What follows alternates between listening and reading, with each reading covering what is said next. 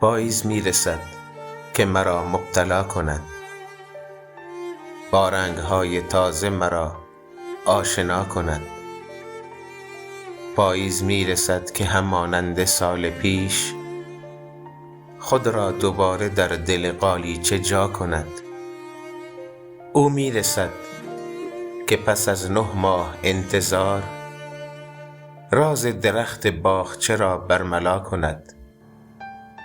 او میرسد که باز هم عاشق کند مرا.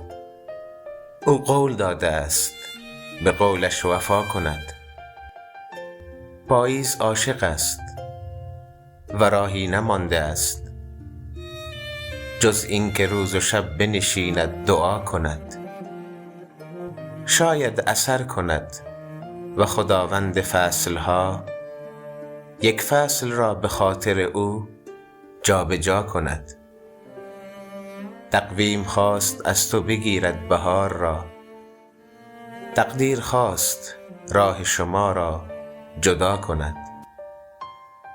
خش خش صدای پای خزان است، یک نفر در را به روی حضرت پاییز وا کند.